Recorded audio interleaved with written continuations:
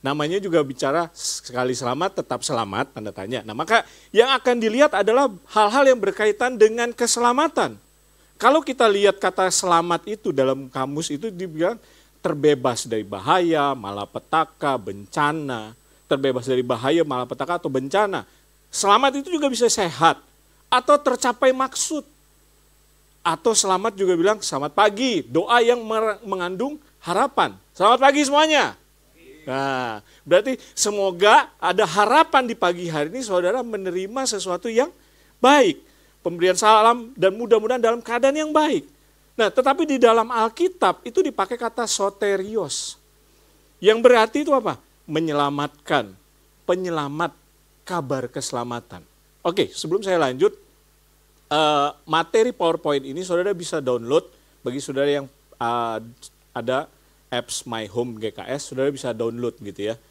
Di bagian download ya, multimedia sudah siapkan itu. Oke, soterios yang menyelamatkan, atau soteria, keselamatan, pembebasan. Atau soter, juru selamat. Tuhan Yesus juru selamat kita. Nah, itu kalau kita lihat dari kata selamat. Nah, kalau kita ngomongin keselamatan, berapa banyak dari Bapak Ibu sekalian yang familiar dengan istilah Calvinism, Arminianism, ya kan? Ada kalau kita ngomong topik ini, kita selalu dibawa kepada yang namanya dua hal ini. Yang dikembangkan di abad ke-16 oleh dua tokoh besar. Ya kita bilang besar gitu ya, karena berpengaruh pandangannya. Yaitu John Calvin, seorang teolog Perancis. Dia punya karya apa? Institutio Christiane Religionis. Dia punya karya itu. Lalu yang satu lagi adalah Jacobus Arminius, teolog Belanda. Dia menghasilkan pandangan Arminianisme. Nah, dua orang ini atau dua pandangan ini saling berseberangan, saling bertolak belakang. Dan pada umumnya gereja-gereja terbagi dalam dua pandangan ini. Nah, tetapi kalau kita mau bicara jujur, sejujur-jujurnya, khususnya di gereja Indonesia, sebenarnya dua pandangan ini sangat sedikit yang bisa disebut Calvinis sejati dengan atau Arminian sejati. Sangat sedikit. Biasanya udah berbaur. Calvinis itu rata-rata orang-orang dari mainstream. Orang-orang reform. Nah, orang-orang Arminian itu apa? Rata-rata tuh orang-orang setelah reform atau Pentakosta. Tetapi setelah Pentakosta dan perkembangannya, ada yang menyerap Calvinis. Nah, saya mau ajak kita di awal ini, kita berpikir ulang. Kapan Calvin dan Arminian itu berkembang, saudara? Kapan? Abad ke-16.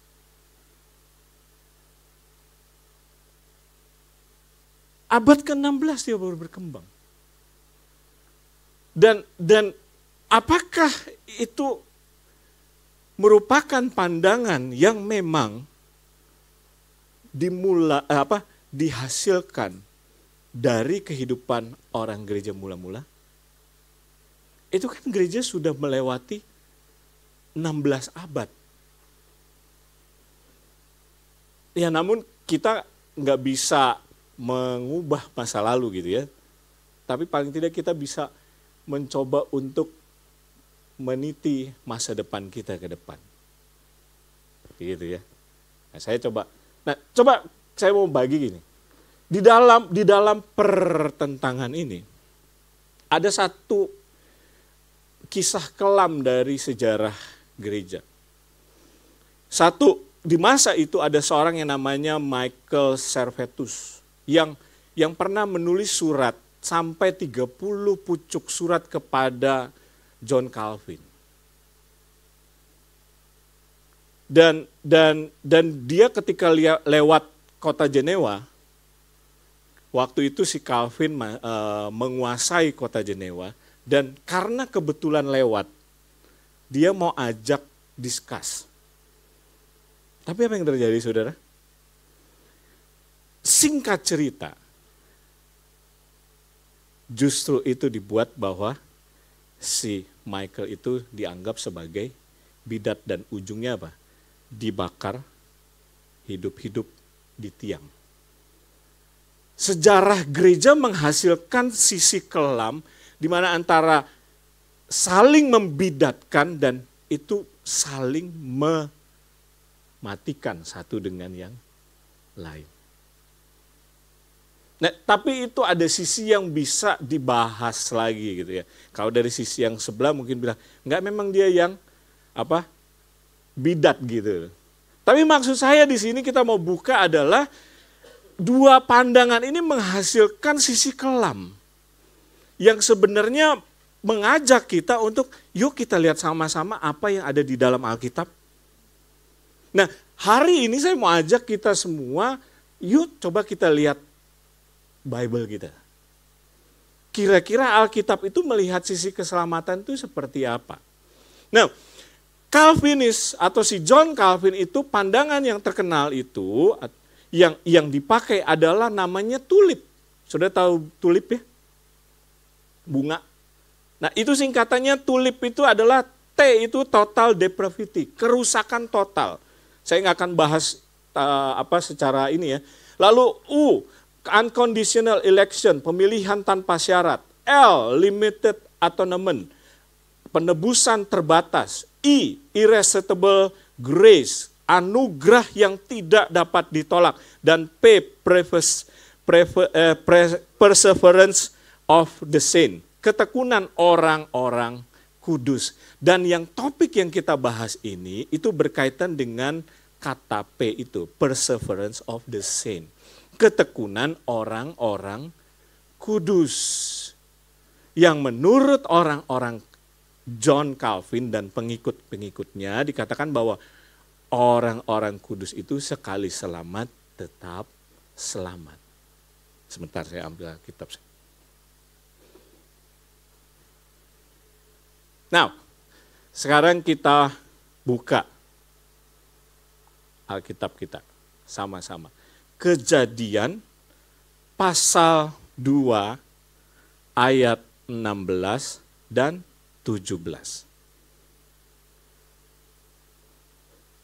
Kejadian 2 ayat 16 dan 17. Sudah? Sudah ketemu? Dikatakan apa di situ? Lalu kita akan mulai dari sini. Kalau kita mau bahas topik keselamatan, kita mesti mulai dari kitab awal mula, genealogi, yaitu kitab Kejadian. Kita harus mulai dari awal Alkitab ini. Dan ayat apa yang menuliskan, yaitu dimulainya dari sini nih. Kejadian 2 ayat 16 sampai 17. Lalu Tuhan Allah memberi perintah kepada manusia itu, semua pohon dalam taman ini boleh kau makan buahnya dengan bebas. Tetapi pohon pengetahuan tentang yang baik dan yang jahat itu, janganlah kau makan buahnya, sebab pada hari engkau memakannya pastilah engkau mati. Saudara simpan kata-kata itu ya. Janganlah engkau makan buahnya, sebab pada hari engkau memakannya pastilah engkau mati. Jadi Tuhan udah kasih tahu ya kepada manusia ya, kepada si Adam ya. Kalau kamu boleh makan semua pohon, tapi kalau pohon pengetahuan yang baik dan yang jahat itu jangan kau makan. Sebab pada hari engkau makannya, pastilah engkau mati. Tetapi apa yang terjadi, saudara? Dalam pasal berikutnya, Kejadian pasal yang ketiga, ayat 6 dan 7 dikatakan apa? Perempuan itu melihat buah pohon itu baik untuk dimakan dan sedap kelihatannya. Lagi pula, pohon itu menarik hati dan memberi pengertian. Lalu ia mengambil dari buahnya dan dimakannya. diberikannya juga kepada suaminya yang bersama-sama dengan dia, dan suaminya pun memakannya. Maka terbukalah mata mereka berdua, dan mereka tahu bahwa mereka telanjang. Lalu mereka menyemat daun pohon ara dan membuat cawat. Kejadian pasal 2 Tuhan bilang apa? Jangan kamu makan, kalau kamu makan pada hari kamu makan kamu mati. Kejadian pasal 3e dimakan. Pertanyaan saya, waktu Adam makan, apakah dia mati? Jangan buru-buru jawab. Apakah dia mati? Kalau Adam tidak mati berarti Tuhan bohong dong. Dengan kejadian pasal 2. Firman-Nya enggak amin dong. Kalau dia mati, Tuhan jahat dong. Itu kan biasanya pertanyaan kita kalau soal keselamatan ya. Oke, nah jangan cepat-cepat kita jawab. Saya mau tuntun kita pelan-pelan gitu ya. Nah, setelah peristiwa itu terjadi, maka Adam sembunyi gitu ya. Adam sembunyi lalu Tuhan cari, Adam kamu di mana? Betul gak? Saudara tahu gak? Waktu dosa itu terjadi, Tuhan gak marah tapi Tuhan sedih. Adam, kamu di mana? Tuhan tahu gak dia makan itu? Tahu dong. Itu kebaikan Tuhan kita.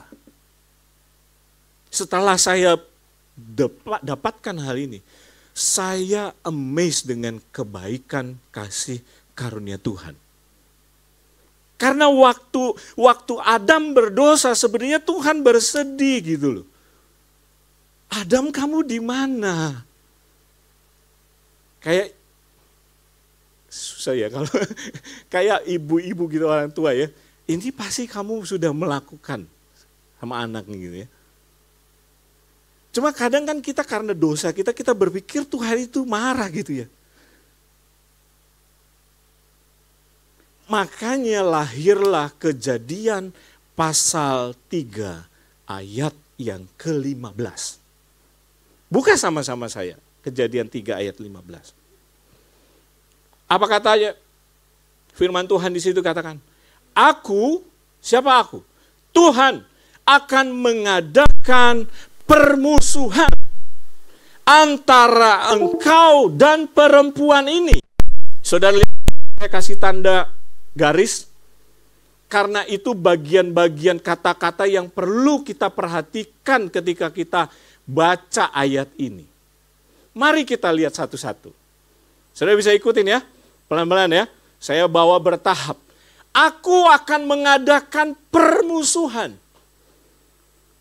Siapa yang pernah bermusuhan?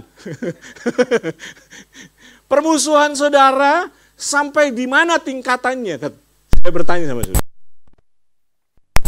Permusuhan apa? Dingin. Perang dingin diem-diem tapi udah nggak ngomong gitu ya. Tapi tahu nggak saudara, kalau kata permusuhan di sini itu adalah pakai kata Eva. Eva itu permusuhan atau perseteruan, dendam kesumat yang ujungnya sampai pertumpahan darah. Saya jadi ingat nih salah satu pastor pernah hampir bunuh orang. Tapi nggak jadi gitu ya. Waktu itu, waktu dulu gitu ya, nggak jadi. Nah, tapi Eva ini itu sampai menumpahkan darah. Dendam yang sampai menumpahkan darah. Jadi ada sebuah permusuhan, perseteruan. Antara siapa? Antara keturunanmu. Keturunan siapa? Adam dan Hawa. Nah, menarik. Kalau bicara Adam dan Hawa, saudara buka sama saya.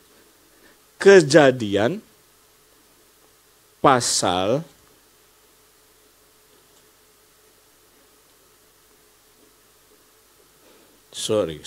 Kejadian pasal yang ke Nih, Kejadian pasal 3 ayat 20. Sebelum Kejadian pasal 3 ayat 20, Kejadian 2 ayat 23. Lalu berkatalah manusia itu, inilah dia, tulang dari tulangku dan daging dari dagingku. Ia akan dinamai perempuan, sebab ia diambil dari laki-laki. Ini waktu peristiwa penciptaan manusia ya. Kenapa dikatakan perempuan itu diambil dari laki-laki? Karena kalau dalam bahasa aslinya laki-laki itu adalah ish. Perempuan itu isya. Makanya perempuan dikatakan diambil dari laki-laki karena Tuhan pertama kali lakukan bypass itu di Kejadian. Menghasilkan perempuan. Tetapi apa yang terjadi ketika setelah manusia jatuh dalam dosa? Lihat. Kejadian 3 ayat 20. Manusia itu memberi nama Hawa kepada istrinya. Nggak ada di slide gitu ya. Oh itu. Memberi nama Hawa kepada istrinya sebab dialah yang menjadi ibu semua yang hidup. Karena Hawa itu arti namanya hidup. Jadi apa yang saya mau bawa di sini? Di hari pelanggaran Adam, lewat proto-evangelium, Tuhan janjikan hidup buat manusia. Lewat apa? Keturunanmu. Itu bicara benih. Dari Adam dan Hawa. Dan ditegaskan lagi dengan kata tumit. Saya ingat tadi ada 3. Permusuhan, keturunan, dan tumit. Tumit itu, saudara ingat nggak satu peristiwa satu anak yang lahir terus waktu mau lahir dia pegang tumit kakaknya. Siapa itu? Yakub. Kata tumit itu Akef. Yakub itu Yaakov. Lahir sambil memegang tumit. Dari proto-evangelium kita diberitahu bahwa Tuhan memberikan hidup dan hidup itu datang dari keturunan Yakub.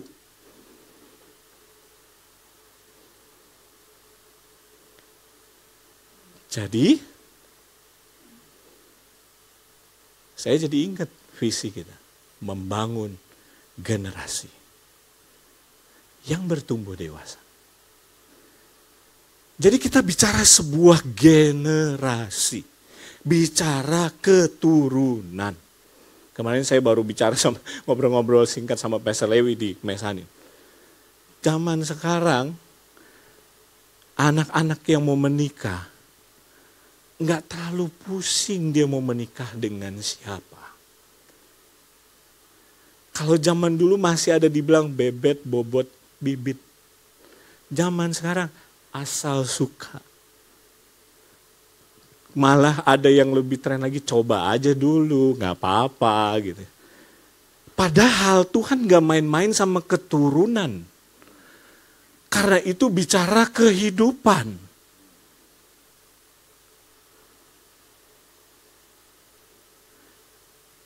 Jadi kalau Roma 6 ayat 23 katakan apa?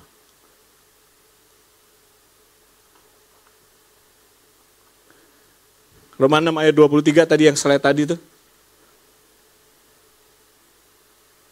Ya. Nah ini. Sebab upah dosa ialah maut. Upah dosa ialah maut, yaitu kematian. Tetapi karunia Allah ialah hidup yang kekal dalam Kristus Yesus Tuhan kita. Lihat yang saya kasih tanda ungu di situ. Kejadian 3. Tuhan Allah membuat pakaian dari kulit binatang. Untuk siapa? Untuk manusia. Sebelumnya manusia pakai pakaian enggak? Sebelum dikasih kulit binatang? Pakai, dia pakai cawat. Saya maksudnya konteks ketika dia sudah makan itu ya. Dia pakai cawat. Kalau kita pikir gampangnya, udah nutupin badan belum? Udah. Tapi kenapa Tuhan perlu membuat pakaian dari kulit binatang? Karena itu bicara Kejadian 3 ayat 15 tadi. Itu mau tunjukin nanti harus ada korban. Kematian harus dibayar dengan kematian. Nah, saya pakai bahasa saya gitu. DP-nya hari itu dulu. Analoginya hari itu dulu. Dengan apa? Dipotong satu binatang. Yang nanti ujungnya itu adalah ketika Yesus mati di kayu salib. Nah, saya mau selipkan di sini. Dalam kekristenan, Tuhan tidak pernah minta korban nyawa manusia. Jangan saudara pernah berpikir kita itu perlu mengorbankan nyawa manusia. Nah, karena itu hanya khusus dia yang berinkarnasi jadi manusia. Berkorban dan dia bayar itu. Tapi korban binatang, iya. Karena kita masuk dalam sacramental religion, agama kita. Kekristenan itu sakramental itu maksudnya korban, ada korban. Nanti ya, kapan kita bahas tentang korban.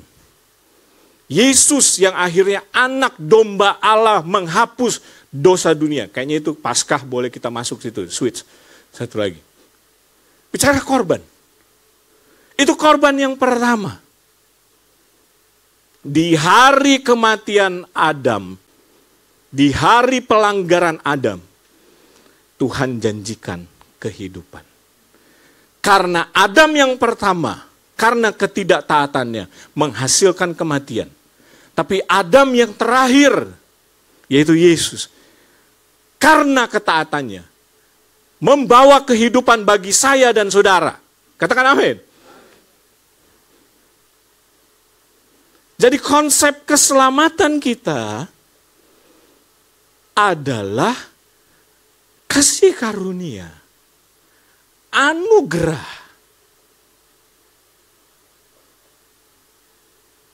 Kenapa anugerah? Karena anugerah itu yang memberi tidak berkewajiban untuk memberi. Dan yang menerima tidak punya hak untuk mendapatkan, tapi dia dikasih. Kita harusnya, manusia harusnya mati.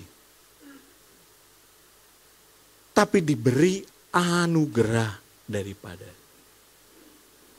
Karena itu Tuhan bukanlah Tuhan yang punya kasih. Dia adalah kasih itu.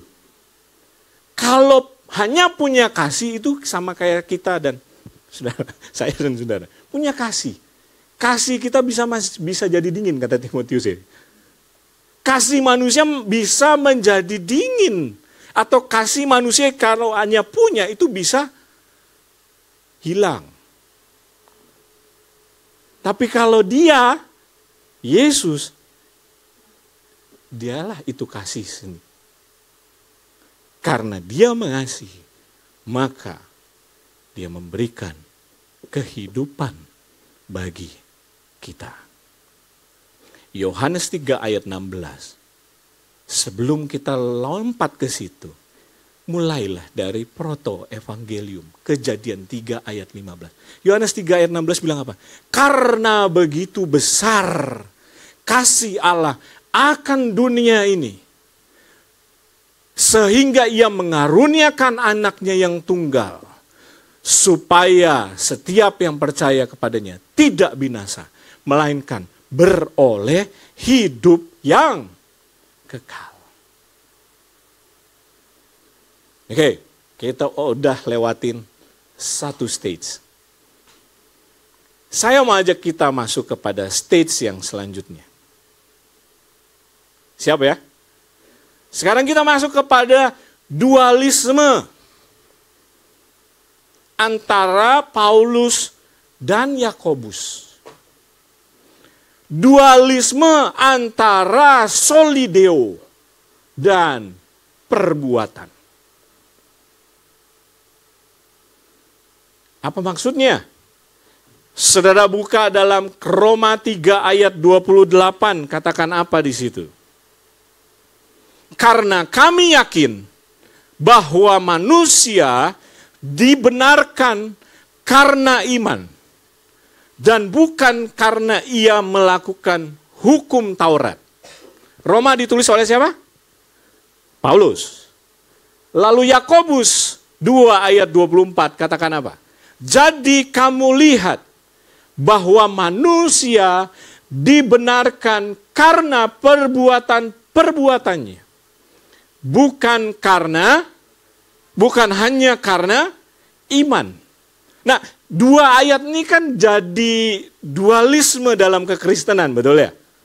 Jadi pembahasan, bahkan jadi perseteruan. Gitu ya. Nah, apakah dua hal ini menjadi satu hal yang berseteru sih? Mari kita lihat satu-satu ya. Jangan beralih dulu. Roma 3 ayat 28 itu katakan gimana?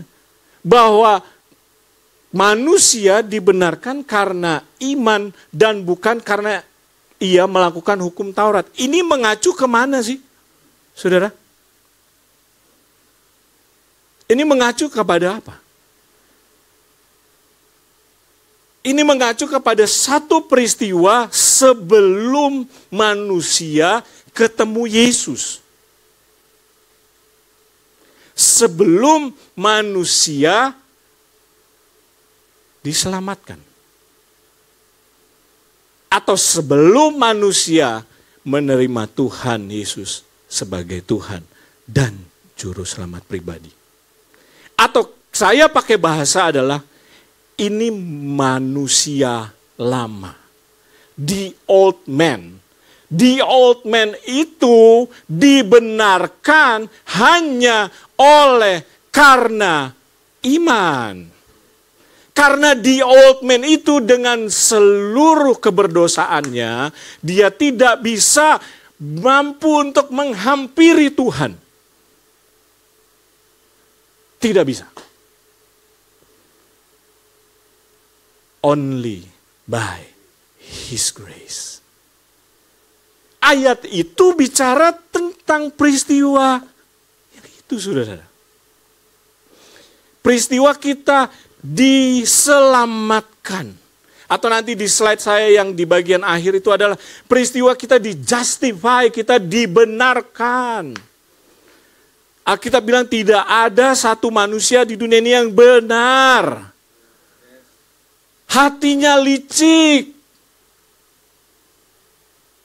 Ini mau bicara apa? Sebaik-baiknya orang di muka bumi ini tanpa Yesus dia tidak bisa selamat. Jelas doktrin. Jangan dicampur aduk dengan yang namanya Yakobus. Karena surat Roma, surat-surat Rasul Paulus, itu adalah surat kiriman, saya pakai tahap pertama. Karena itu yang menerima banyak orang-orang generasi pertama. Ini bicara doktrin. Tapi Yakobus itu udah masuk surat-surat umum. Nah ini kan masuk pembimbing perjanjian baru gitu ya. Masuk surat-surat umum. Itu udah bicara Christian life. Sudah bicara kehidupan di dalam kekristenan. Maksudnya mau bilang apa? Kalau kamu orang Kristen dan hidupmu tidak seperti Kristus, omong kosong. Itu maksudnya Yakobus. Jadi tidak ada pertentangan sebenarnya tidak ada dualisme antara Yakobus dan Rasul Paulus. Coba buka. Matius pasal 5 ayat 20. Kita lihat apa kata Yesus. Matius 5 ayat 20, katakan apa? Next slide. Ada ayatnya. Maka aku berkata kepadamu. Ini kata siapa? Nah, kita berantemnya antara kata Paulus dengan kata Yakobus ya. Sekarang saya tunjukin kata Yesus. Jika hidup keagamaanmu tidak lebih benar daripada hidup keagamaan ahli-ahli Taurat dan orang-orang Farisi, sesungguhnya kamu tidak akan masuk ke dalam kerajaan sorga. Kata hidup keagamaanmu itu dipakai kata dikaiosune, to do the right things, melakukan hal-hal perbuatan-perbuatan yang benar, melakukan keadilan, melakukan kebenaran, melakukan kesalehan. Yesus bicara hal itu kepada orang-orang yang mengikutnya.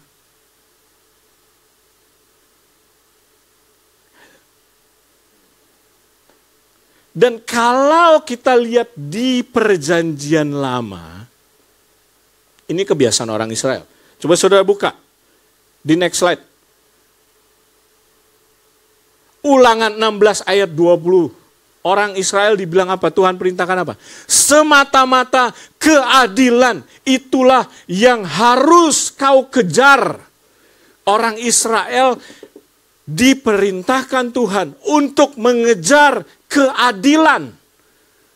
Dan kalau bahasa Perjanjian Lama yang ditulis dalam bahasa Yunani, Septuaginta, itu pakai kata dikaiosune untuk keadilan. Tetapi kalau dalam bahasa Ibraninya itu adalah sedek. Itu bicara apa? To do the right things juga. Keadilan juga. Dan kalau kita mau kembangkan lagi, kalau saudara dengar kata sedek, saudara familiar nggak dengan bahasa Arab sedekah, sodakoh? Perkataan Yesus itu juga mau bicara tentang pemberian, charity-nya kita. As a Christian, kita adil nggak? Kita hidup benar nggak? Setelah di dalam Kristus ya, ini konteks Yakobus ya.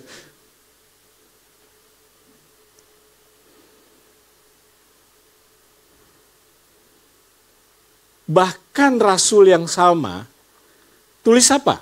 Next. Filipi 2 ayat 12. Hai saudara-saudaraku, yang kukasihi. Hai saudara-saudaraku, dia ngomong ke siapa? Hai saudara-saudara. Dia ngomong ke jemaat kan? Dia ngomong ke orang percaya kan? Dia ngomong ke orang Kristen kan? Hai saudara-saudaraku yang kekasih, kamu senantiasa taat.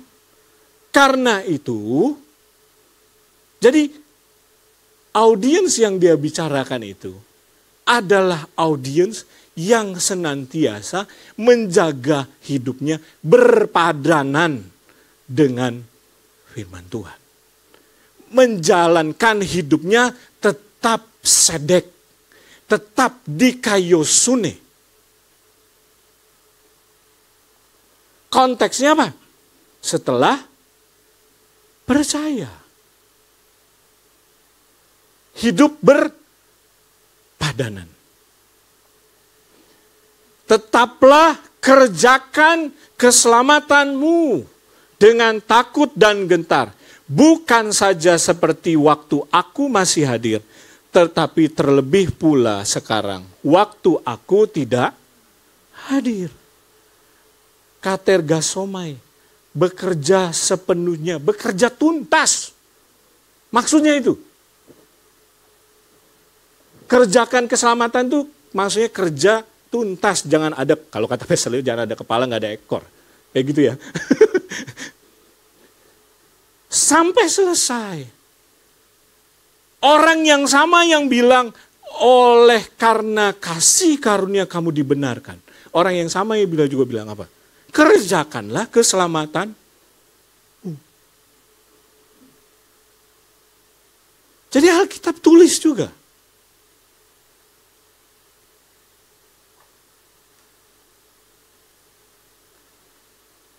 Karena dalam pemikiran Yahudi, berbuat keadilan, perbuatan baik, atau sedekah. Nanti ya kapan-kapan kita juga bahas lagi. Itu juga bicara gaya hidup yang perlu dikembangkan dalam masyarakat itu. Bukti gampangnya adalah saya kasih tahu. Ketika orang Yahudi menuai, dia nggak bawa pulang sendiri. Mesti ada yang disisain buat siapa? Buat orang-orang kayak Ruth yang mungutin.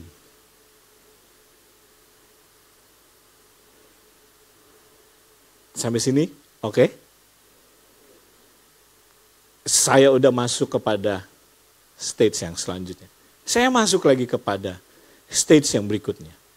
Saya akan bicara bahaya yang perlu kita waspadai sebagai orang percaya, yaitu apostasis.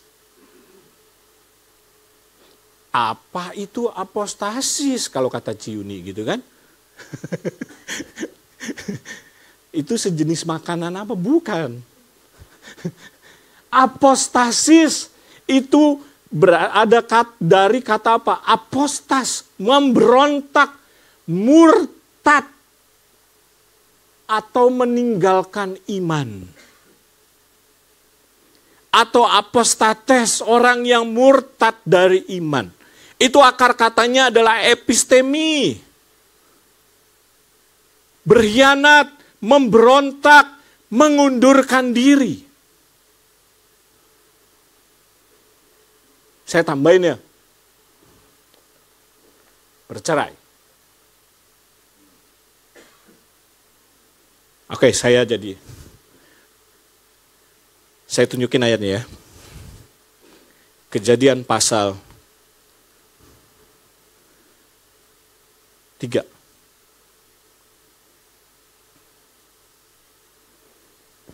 Ayat 23, 24. Kejadian pasal 3. Perikopnya apa? Manusia jatuh ke dalam dosa. Kejadian 3 ayat 23. Katakan apa? Lalu Tuhan Allah mengusir dia. Siapa dia? Adam dan Hawa. Mengusir dia dari Taman Eden itu supaya ia mengusahakan tanah dari mana ia awalnya dia disuruh mengusahakan apa? Kejadian 1 ayat 26, 27, 28. Mengusahakan Taman Eden. Begitu dosa. Diusir untuk mengusahakan tanah. Tempat dari mana ia diambil. Adam itu dibentuk dari kata Adamah. Yang terdiri dari darah dan tanah. Dan Tuhan kutuk apa? Tanah. Tuhan tidak kutuk Adam. Makanya Adam akan berpeluh dengan tanah. Bergumul dengan tanah. Tapi ada satu sisi manusia yang ada harapannya. Yaitu Roh Allah.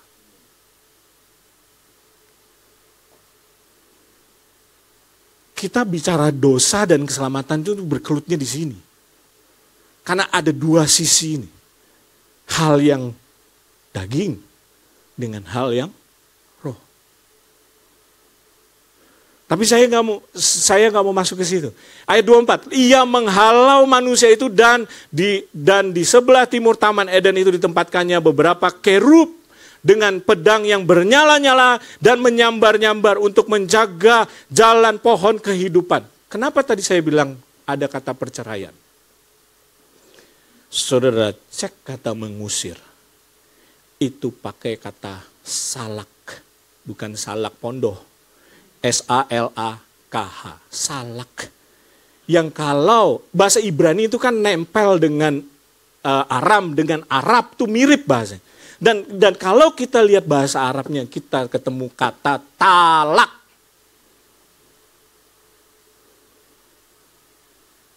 Sudah tahu kata talak? Talak 1, 2, 3. Kenapa Tuhan membenci perceraian? Karena Tuhan ingat kisah Kejadian. Makanya Hosea disuruh menikah dengan pelacur, bukan Hosea yang ini. Bukan Hosea. Ya host bukan. Tapi untuk menggambarkan ketidaksetiaan manusia dan kesetiaan Tuhan. That's why saya bilang itu anugerah. Di bagian lain Yehezkiel ada bayi yang sudah hasil MBA gitu ya. Nggak jelas juga, tapi pokoknya ada bayi yang kalau sekarang bilang dibuang di tempat sampah gitu ya. Terus Yehezkiel disuruh apa? Diangkat, dimandiin, dibersihin sampai dia jadi mempelai. Ingat Yehezkiel, kitab Yehezkiel itu? Itu gambaran saya dan saudara.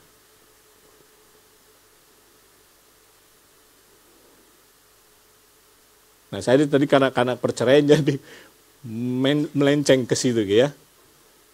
Jadi ada hubungannya. Kenapa juga Efesus bilang Kristus dengan jemaat itu seperti keluarga, seperti suami dan istri.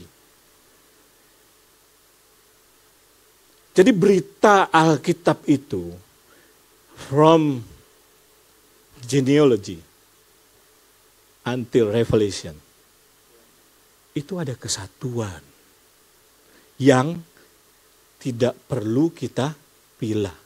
Kalaupun ternyata jadinya terpilah, karena sebenarnya terbatas ininya kita. Tapi berita Alkitab itu enggak, oh iya ya, itu tadi salah tuh, kayaknya perlu dikoreksi. No, itu manusia.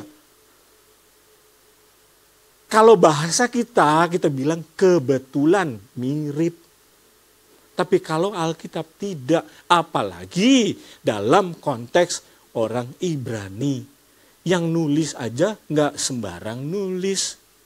Setiap kata ada artinya.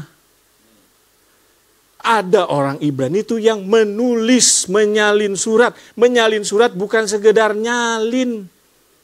Tapi dihitung jumlah hurufnya persis sama. Itu orang Ibrani.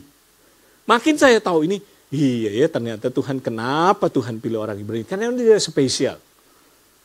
Luar biasa. Kembali lagi. Apostasi berasal dari kata apistemi.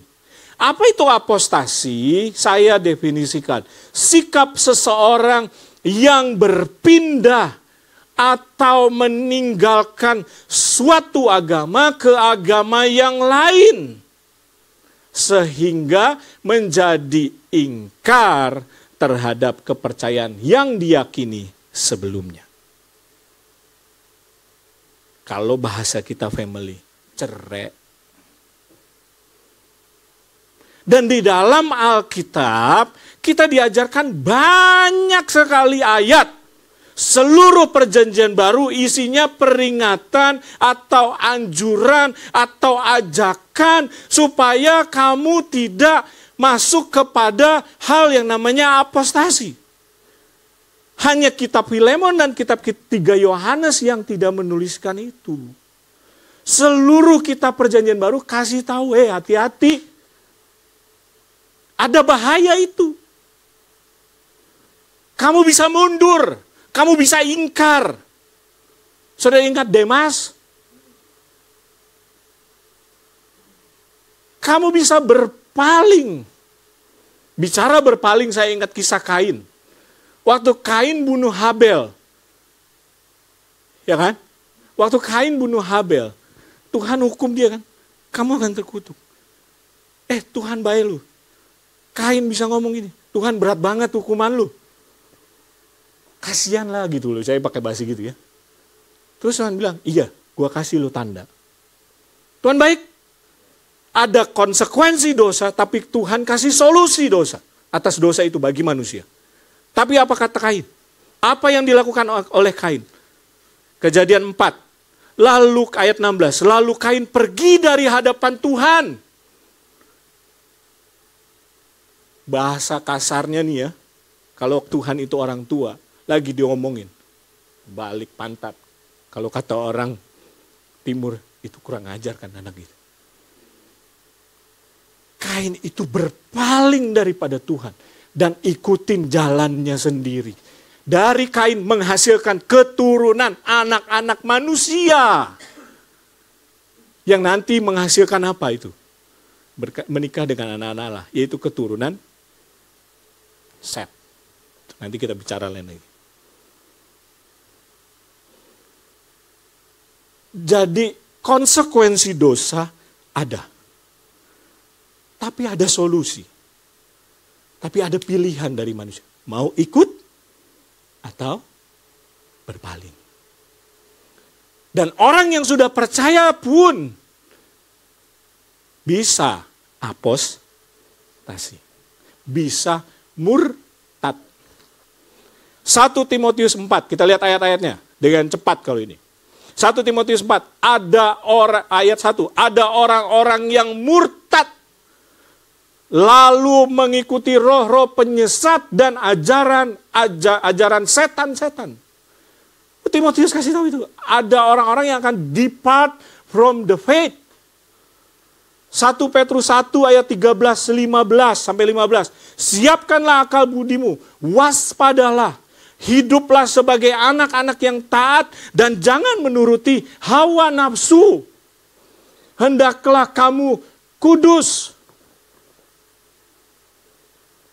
Kisah 20 ayat 29. Ini apa ya? Nasihat kepada Rasul Paulus kepada orang-orang Efesus. Sesudah aku pergi nanti, hati-hati loh. Gampang. Akan ada serigala yang ganas masuk ke tengah-tengah jemaat. Nyusup. Bahkan dari antara kamu sendiri muncul beberapa orang dengan ajaran palsu, mereka berusaha untuk apa? Untuk cari teman. Member get member. Menarik murid-murid dari jalan yang benar supaya mengikuti mereka yang salah.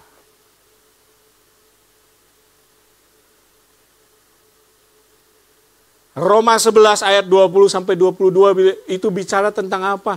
Israel sebagai pokok anggur kita yang dicangkokkan.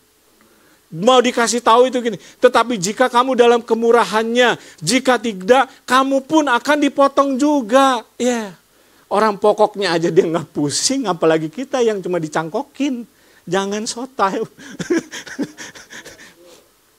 Ya, nggak usah jauh-jauh, waktu awal aja bisa dibuka bumi itu, masuk orang-orang yang jahat. 1 Korintus 10 kan juga kasih tahu, mereka dibaptis dengan baptisan yang sama. Mereka makan makanan yang sama. Tapi sebagian besar dari mereka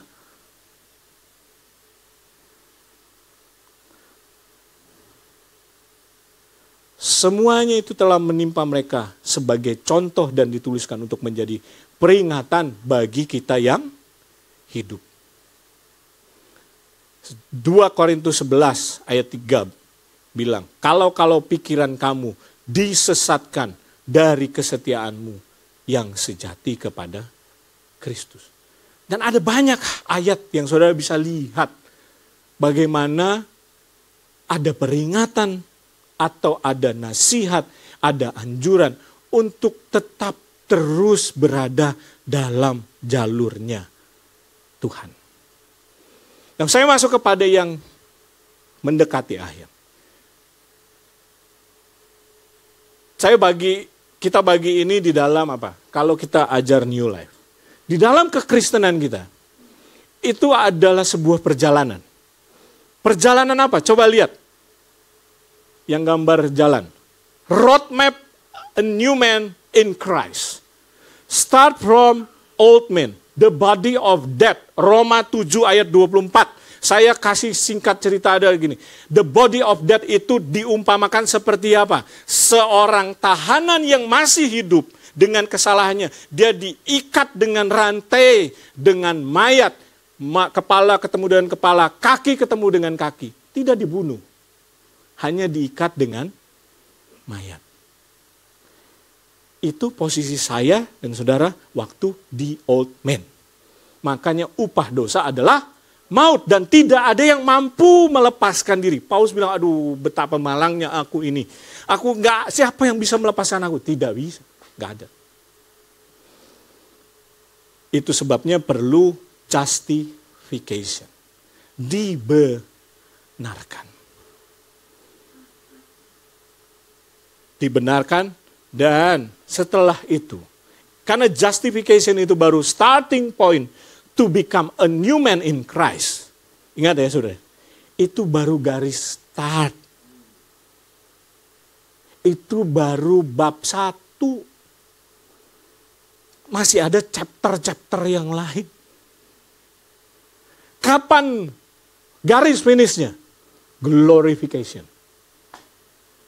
Kapan bab terakhirnya? Glorification. From justification to glorification. We are in the sanctification. Kita berada dalam posisi yang dikuduskan. Next slide yang terakhir. Dibaharui dari hari lepas hari. Justification jelas. Tanpa Yesus, kisah 4 ayat 12. Di bawah kolong langit ini tidak ada nama lain yang diberikannya yang menyelamatkan, hanya nama Yesus. Akulah jalan dan kebenaran dan kehidupan. Tidak ada seorang pun yang dapat datang kepada Bapa kalau tidak melalui aku. Jelas. Dunia orang mati di luar Kristus. Tapi bagi kita yang mengaku dengan mulut, percaya dengan hati bahwa Yesus adalah Tuhan dan Juru Selamat pribadi. Kita mengalami kelahiran yang baru. Dilahirkan dari roh. Nikodemus sempat bingung nih. Sama kayak gini. Gimana gue orang yang tua begini buncit gitu ya. Jenggotan, rambut putih gitu. Bisa lahir kembali. Kamu harus dilahirkan dari roh. Maka kita memperoleh new life. Hidup baru. Jadi hidup saya dan hidup saudara di dalam Kristus is a new life. Itu sebabnya Yohanes 1 ayat 12. Mereka yang menerimanya diberi kuasa. Menjadi anak-anak Allah. Nah waktu diberi kuasa menjadi anak Allah, roh kita yang dibaharui. Tapi kita nggak bisa lepas sementara di bumi ini dari yang namanya daging ini, jiwa ini.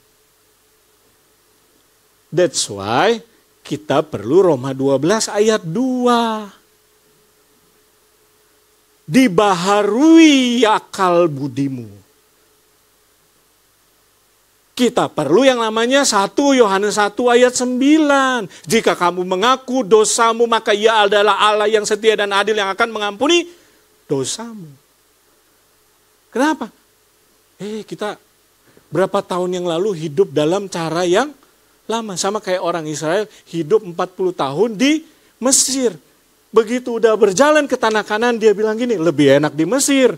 Ada bawang.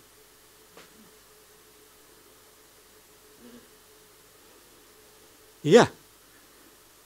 Jadi orang yang telah percaya tidak jaminan dia bebas dari dosa.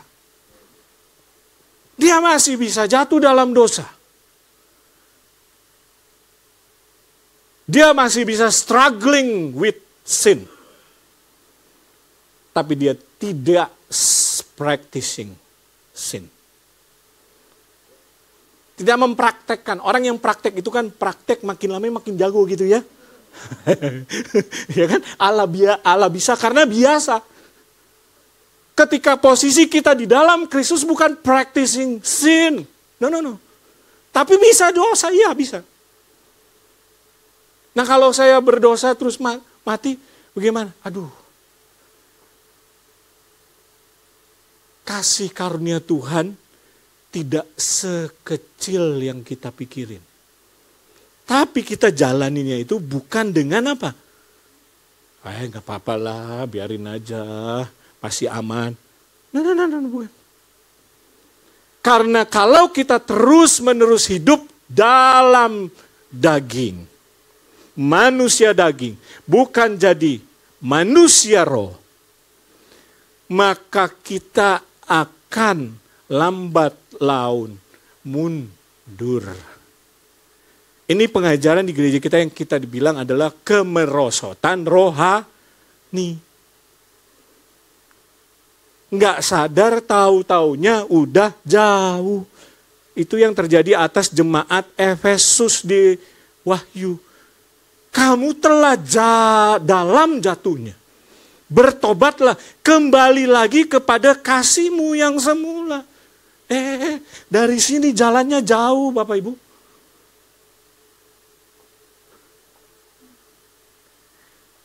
Alkitab bilang gitu. Maka kita dari anak Allah, dilahirkan dari roh, kita dibawa untuk menjadi mempelai. Ada pertumbuhan. Seorang bayi, dia enggak struggling sebenarnya dengan pertumbuhan. Kalau dia lahir, selama dia hidup, harusnya bertumbuh. Nah, itu yang Tuhan mau dalam kehidupan kita berbangsa dan bertanah air. Bukan dalam kehidupan kita mengiring Tuhan Yesus. Jadi kesimpulannya, saya sampai kepada kesimpulan. Kekristenan adalah sebuah perjalanan anugerah. Ingat, kita sedang menjalani sebuah perjalanan kasih karunia, anugerah. Ketika saya bicara perbuatan tadi yang macam-macam sedek, sedekah dan lain-lain gitu ya, itu bukan bicara from our, bukan dari myself, no. Ada peran kasih karunia Tuhan. Perjalanan anugerah kasih karunia seseorang dimulai dari pembenaran, justification. Ketika kita menerima Kristus sebagai juru selamat. Dan kemudian dilanjutkan. Dilanjutkan kan? Benar nggak? Karena begitu saudara terima Tuhan Yesus nggak langsung meninggal kan? Sebuktinya saudara masih hidup gitu kan? Dilanjutkan karena kita masih hidup dengan proses apa? Yang namanya pengudusan dengan anugerah Tuhan.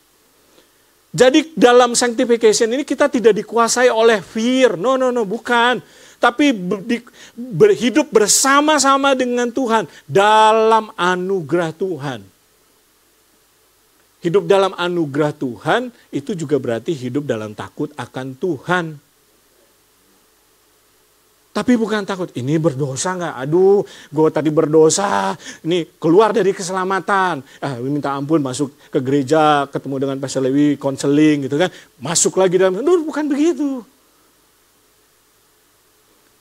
Dikuduskan sampai kita semua kembali ke rumah Bapa. Saya suka pakai bahasa gini, kalau nggak kita yang berangkat, kita yang dijemput. Ujungnya di situ, glorification. Kita diubahkan dalam tubuh kemuliaan. Slide yang paling terakhir. Orang yang sudah percaya masih bisa jatuh ke dalam dosa. Namun harus bangkit kembali. Harus bangkit kembali. Itu ada keputusan nggak? Ada. Keputusannya dari siapa? Dari diri sendiri. Karena waktu Tuhan panggil kita, dia nggak ikut kita. Harus bangkit kembali dan dengan anugerah dan pengampunan Tuhan. Dan tidak membiarkan kerohaniannya terus merosot. Yang ujungnya kemungkinan gitu ya, bisa berakibat kepada murtad, kepada apostasi. Dan bicara namanya kehilangan keselamatan. Karena memutuskan seperti Kain untuk membelakangi Tuhan. Udah deh gak ada Tuhan-Tuhanan. Itu ceritanya. Orang percaya perlu memastikan kerohaniannya terus maju. Sampai Yesus datang untuk kedua kalinya menjemput kita. Tuhan Yesus berkati kita. God bless you. Oke, mantap banget. Thank you banget Pastor Fredrickson. Nah, kita langsung aja kita masuk ke sesi yang berikutnya Q&A. Di sini kita bisa buka di Slido. Tadi ada kesalahan sedikit ya. Jadi hashtagnya itu adalah TNT GKS 2024. Bisa langsung saja masuk ke sana. Sudah ada sekitar 3.000 pertanyaan. Masing-masing orang yang diselamatkan pada zaman Petrus nanya satu-satu tuh. Untung zaman dulu nggak ada Slido ya. Kelabakan Petrus jawabnya. Oke. Silakan minum dulu, santai-santai aja. Kita buka aja di Slido, di situ di TNT GKS 2024. Wah, ini katanya Pastor Fredrickson juga udah berdoa puasa dulu 1 minggu ya kan? Ini soalnya pertanyaannya bawa ayat semua nih. Waduh. Ada ayat dari UUD 45, ada ayat dari mana-mana. Oke. Kita langsung saja ya, saya akan bacakan dulu pertanyaan dari sini. Nanti kalau misalnya ada Bapak Ibu mau ada follow up questions juga boleh. Langsung angkat tangan aja. Ya. Oh iya, satu lagi fungsi dari Slido itu, kalau misalnya Bapak Ibu buka, di situ ada pertanyaan, di bagian kanan ada tanda like atau tanda jempol. Nah, semakin pertanyaan yang Bapak merasa, ini nih gitu kan, di like aja. Nanti itu akan langsung naik ke paling atas, saya akan membacakan dari yang paling atas ya. Oke. Sudah siap, Pastor? Oke. Pertanyaan pertama senilai 10 juta rupiah. Must be millionaire dong. Oke, enggak ya? Boleh call a friend enggak? Boleh.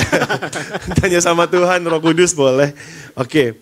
Pertanyaan pertama adalah, apakah kalau sudah osteoporosis? Bukan. Apakah kalau sudah apostasis, sudah murtad, bisa kembali enggak? Gitu. Bagaimana dengan Ibrani 6 ayat 4 sampai 6? Mungkin Bapak Ibu Saudara boleh buka dulu di Ibrani 6 ayat 4 sampai 6. Di situ intinya kalau sudah murtad, dia itu kayak seolah-olah kayak dikatakan tidak bisa baik lagi karena dia telah menyalibkan Yesus untuk kedua kalinya dan lain sebagainya. Gitu. Nah, jadi tadi mungkin ini pertanyaan yang berikutnya ya, sekali selamat tetap selamat. Ini malah lebih ke arah sekali nggak selamat, tetap nggak selamat nggak gitu karena dia udah kelanjur murtad nih gitu. Mungkin saya berikan waktu 2 menit untuk mungkin oke, saya bacakan dulu kali nggak apa-apa ya, udah dibuka. Ibrani tadi sebenarnya ada di ayat yang tadi itu kan? Oh ada ya. Cuma saya nggak bahas. Ibrani berapa ya? 6. Ibrani 6 ayat 4 sampai 6, betul. Oke, saya jawab ya. Oh, mau dibacakan dulu atau? Kamu baca dulu. Bacakan dulu ya. Okay. Ibrani 6 ayat 4 sampai 6. Sebab mereka yang pernah diterangi hatinya, yang pernah mengecap karunia sorgawi, dan yang pernah mendapat bagian dalam Roh Kudus, dan yang mengecap firman yang baik dari Allah, dan karunia-karunia dunia yang akan datang, namun yang murtad lagi tidak mungkin dibaharui sekali lagi sedemikian, hingga mereka bertobat. Sebab mereka menyalibkan lagi anak Allah bagi diri mereka dan menghinanya di muka umum. Pertanyaannya, apakah orang yang murtad bisa balik selamat atau enggak? Oke. Surat Ibrani adalah surat yang ditulis oleh penulisnya. Betul. Karena saya pakai kata penulis karena penulisnya itu masih dibicarakan. Oke, itu yang ditulis oleh penulis kepada orang-orang Ibrani generasi kedua, ketiga. Yang notabene itu rasul-rasul udah banyak yang martir. Nah, dan mereka ini menghadapi satu keadaan ditekan oleh lingkungan, saya bicara lingkungan ya, untuk kembali kepada Judaism, Yahudi. Konteksnya itu ya, untuk kembali kepada Yahudi. Nah, siapa mereka ini? Mereka yang pernah diterangi hatinya, pernah enlightened, pernah mengalami perjumpaan dengan Kristus. Mereka yang pernah mengecap karunia sorgawi.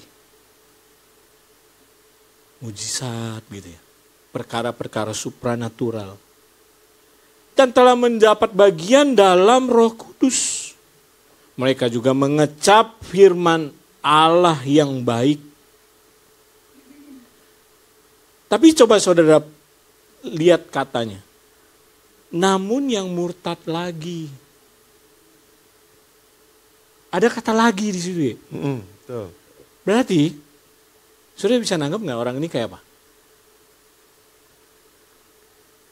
Percaya, tidak percaya, percaya, tidak percaya lagi.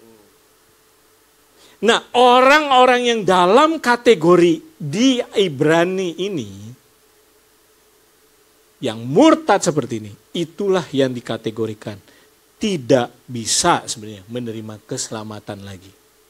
Itu pun sebenarnya masih dikasih kesempatan di situ.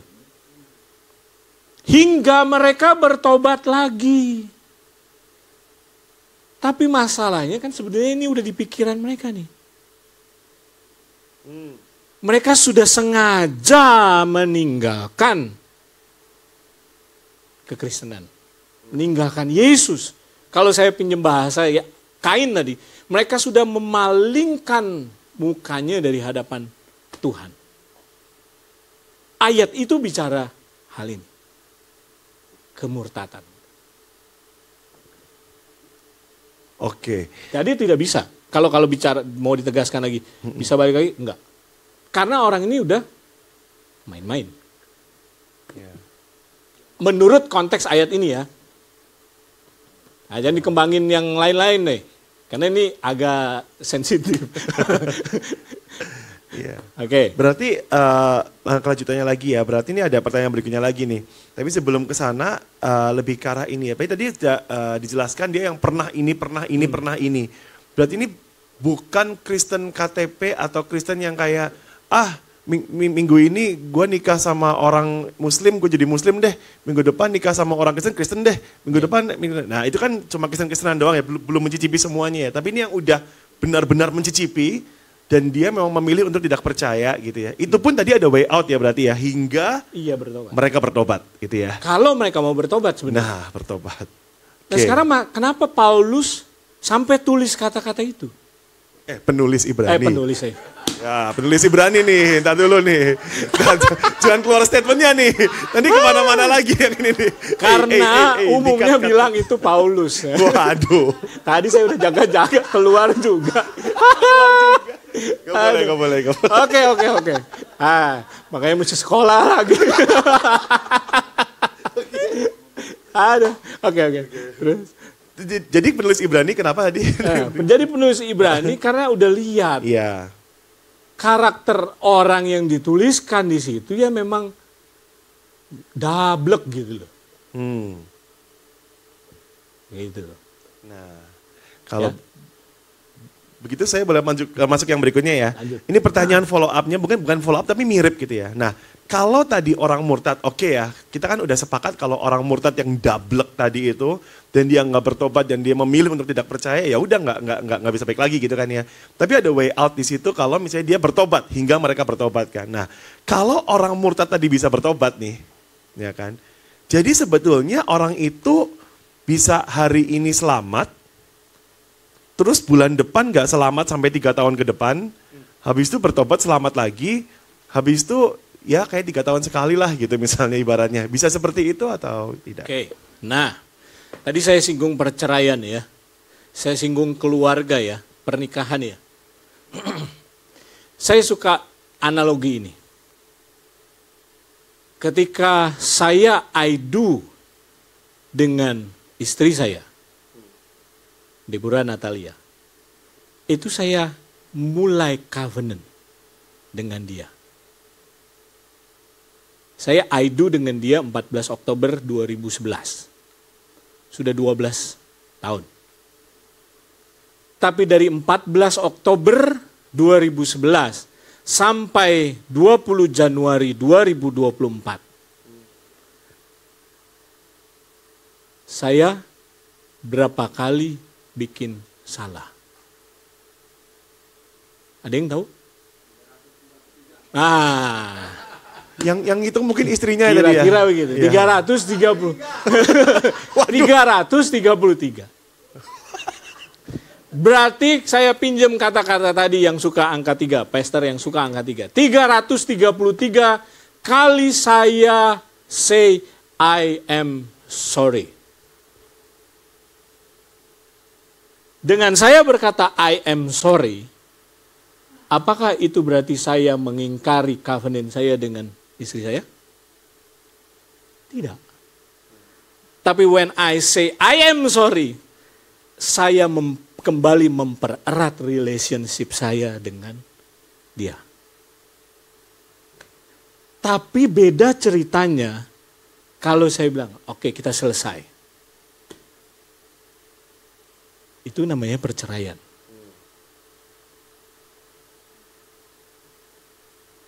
Masalahnya kita sekarang ini konsepnya bisa nikah lagi.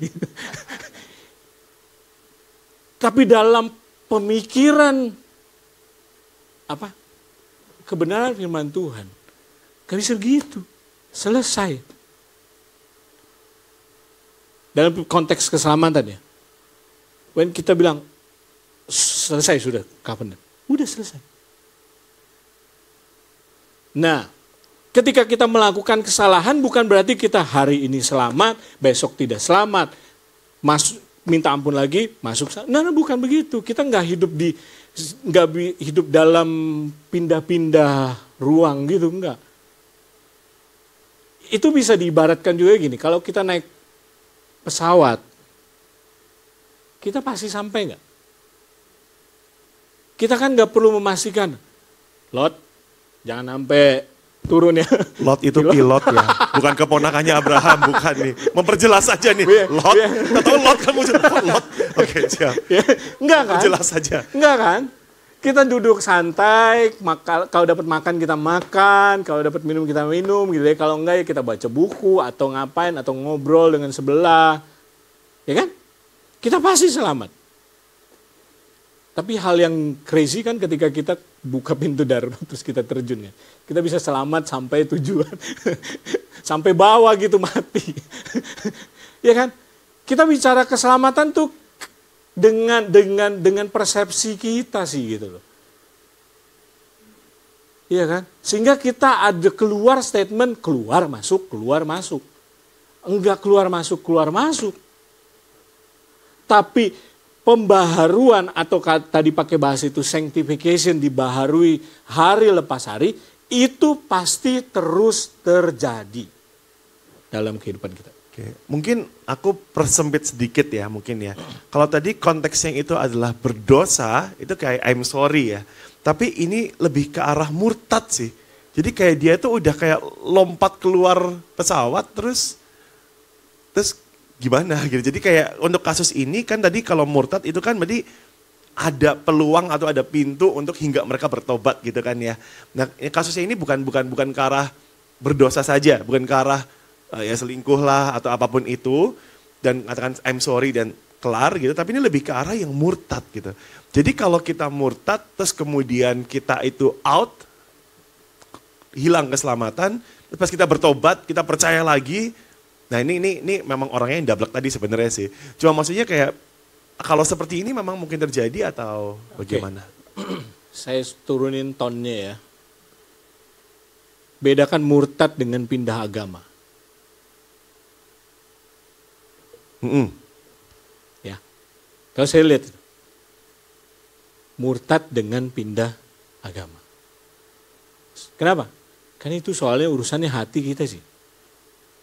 Hati kita berpaling sama Tuhan atau mengarahkan mata kita kepada Tuhan. Maksud dari pertanyaan itu kan kita mau cari tahu kan. Enggak, yang udah gak percaya Yesus lagi nih udah. Ya gak percaya Yesus. Udah gak percaya gitu. Murtad beneran. Oh udah, oke, gak percaya ya. Kalau pakai kata tidak percaya, tidak selamat. tidak selamat. Nah terus kayak 3 tahun kemudian, dia berhasil diinjili sama temennya karena dia mengalami mujizat dan lain sebagainya. Dan dia percaya, gue percaya nih gitu. Nah, Iya. oke. Karena di sini. Itu. Ya.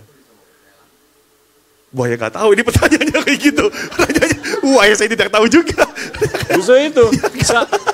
Enggak, ini nih, titik mainnya tuh di keselamatan gitu, di hal yang main percaya tidak percaya gitu. Makanya saya ngomongin dalam kekristenan kita nggak begitu gitu. Perjalanan kita panjang dan kasih karunia Tuhan tuh nggak pendek.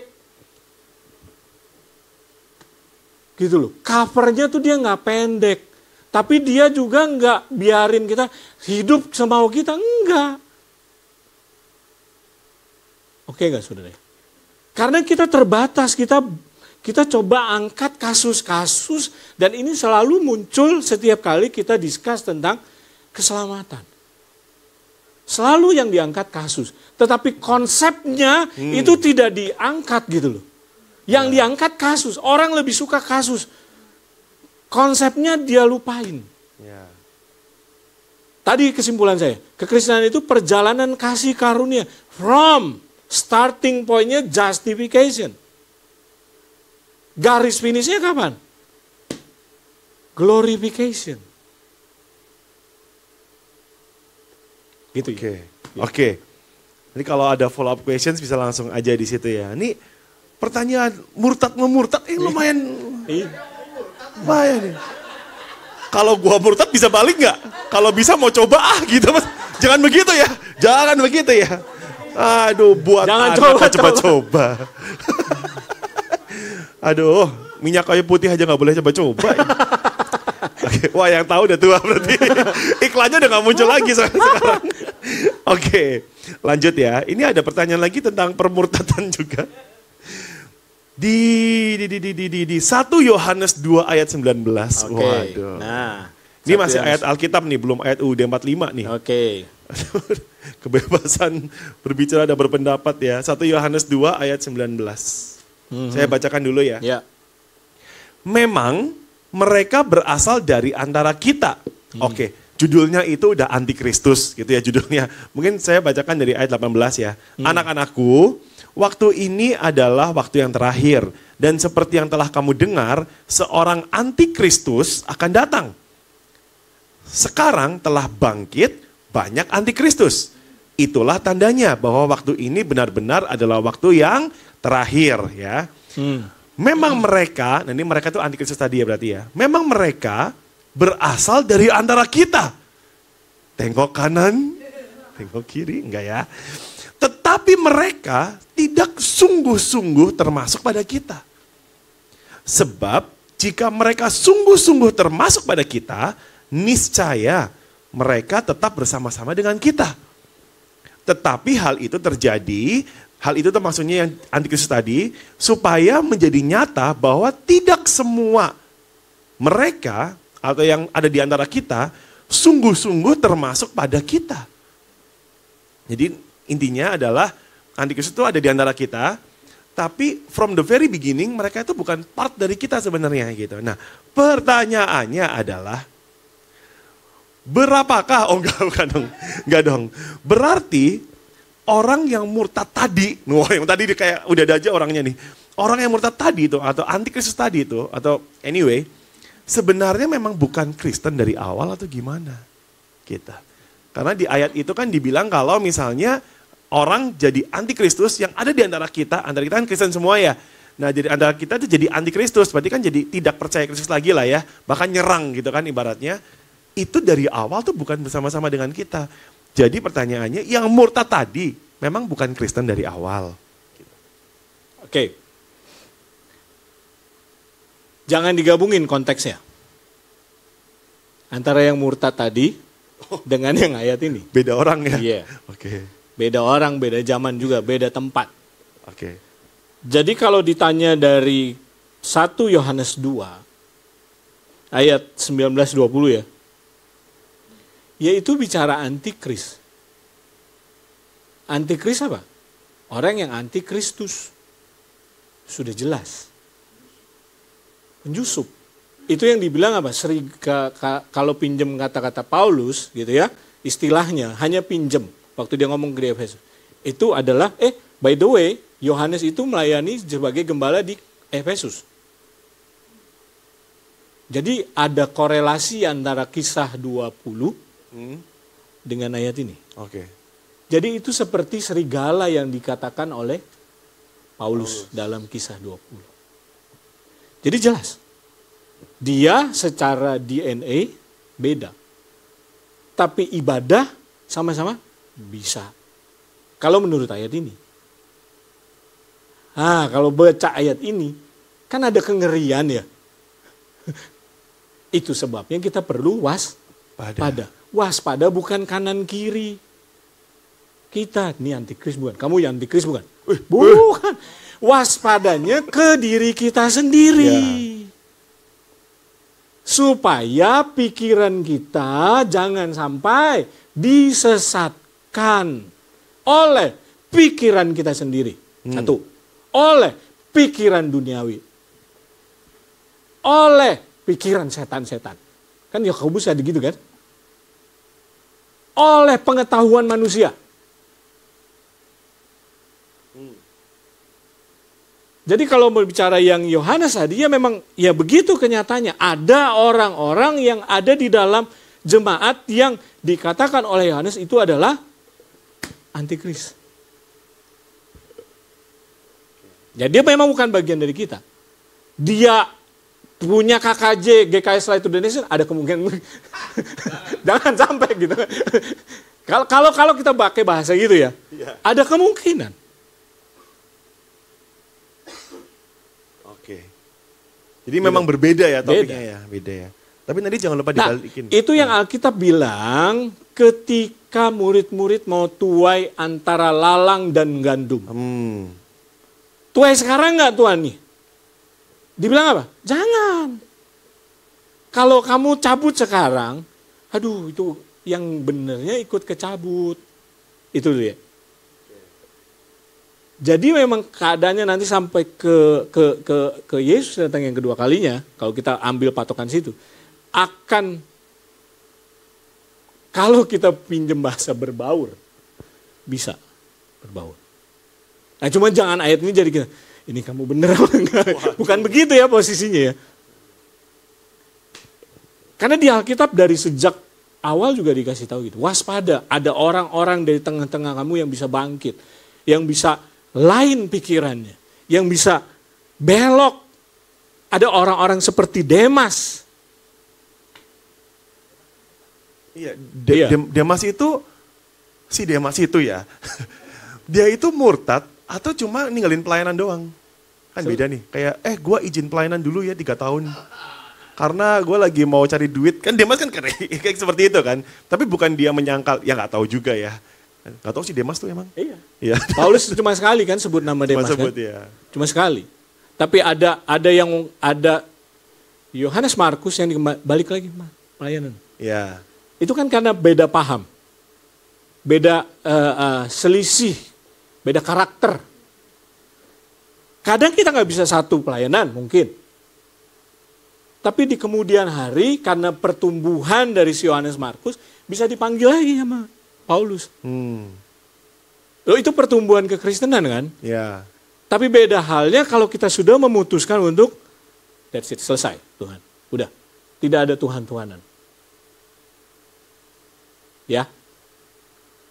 Oke. Gimana, posisi Bapak kita Ibu? Jelas nggak? Kalau saya posisinya jelas gitu. Antara apa? Ya kelemahan daging, ya kan? Berdosa lah gitu ya. Dengan udah selesai sama Tuhan Yesus. Nggak ada Tuhan Yesusan. Ya. Kita bisa tinggalin agama Kristen karena kita kecewa karena keadaan nggak? Ada kemungkinan bisa. Tapi siapa yang tahu kondisi hati kita? Ya. Waktu kita memutuskan untuk pindah agama. Nggak ada yang tahu. Hanya kita dan Tuhan yang tahu. Tapi dalam kesempatan pengajaran ini, saya kasih, jangan. Pastikan diri kita tetap berada di jalurnya Tuhan. Kita tidak mau menjadi perfect, bukan. Sehingga, kamu buat apa semalam? Udah minta ampun. Brownies. Buat brownies, mana brownies? Ya kan? Kita nggak begitu sehingga kita jadi saling menghakimi satu yang lain. Nah, bukan. Kita kan bebas gitu. Dalam arti, ya kebebasan di dalam Kristus, di dalam kasih karunia. Kalau Paulus bilang, apakah dengan kasih karunia itu kamu bebas melakukan segala pelanggaran? Tidak, sekali-kali tidak. Tapi beda halnya kalau kita udah, selesai itu. Nah, itu yang Tuhan lihat kondisi selesai, itu yang udah dia gak bisa. Karena dia berkhianat. Apostasi kan ada berkhianat kan? Gitu. Apalagi kalau dia sudah tahu kebenaran. Dan dia pada akhirnya memutuskan sudah selesai. Dengan Kristus maksud saya. Itu. Oke, jadi semua pelajaran yang kita terima di hari ini itu bukan untuk menghakimi orang lain ya. Karena kita nggak tahu hatinya mereka seperti apa, iman mereka seperti apa. Enggak, justru untuk ngecek diri kita sendiri. Karena bisa juga loh kita datang ke gereja tapi kita nggak percaya Tuhan Yesus, bisa kan? Ya. Nah, jadi jangan menghakimi orang lain, dia udah nggak gereja 5 minggu. Terkutuk dia. Aduh, bahaya banget gitu ya. Kalau misalnya besok Tuhan Yesus datang, pasti dia nggak diangkat. Wah, emang kayak gitu ya. Belum tahu dia ngapain di hatinya dan lain sebagainya ya. Jadi jangan dipergunakan untuk menghakimi orang lain. Nah, jadi tadi kesimpulannya tadi ada orang yang murtad, itu memang sudah percaya sama Tuhan Yesus, tapi jadi tidak percaya dan memutuskan untuk tidak percaya dan undur diri dan mengkhianati Tuhan Yesus. Itu satu hal. Ada yang antikristus, itu memang orang yang ditanam seperti lalang tadi ya. Dan lalang itu ditaburkan oleh si jahat kan di situ kan. Jadi mungkin orangnya juga ya ada di gereja itu cuma ditaburkan dan dia bertumbuh benih-benih yang jadi dia antikristus gitu. Jadi memang agak sedikit berbeda di situ lah ya. Oke, tapi tadi jangan lupa dibalikin ya.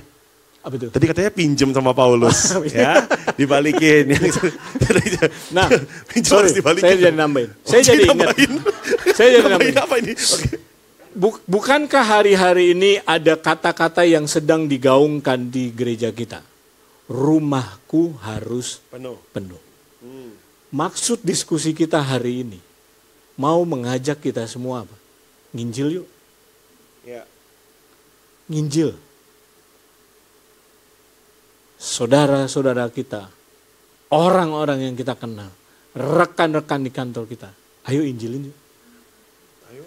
Bukan sekedar bahwa dia pindah gereja. Ya sekalipun itu juga jadinya ujungnya jadi penuh rumahnya gitu ya.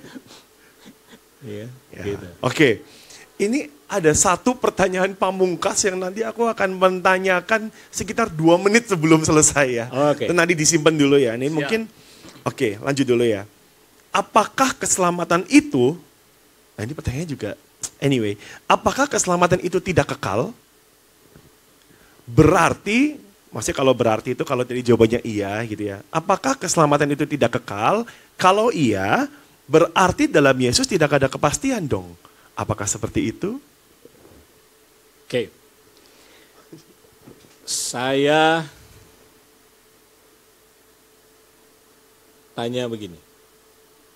Tulis di Slido ya. Bacain pertanyaannya ke sana. Oke, silakan. Apakah keselamatan itu tidak kekal?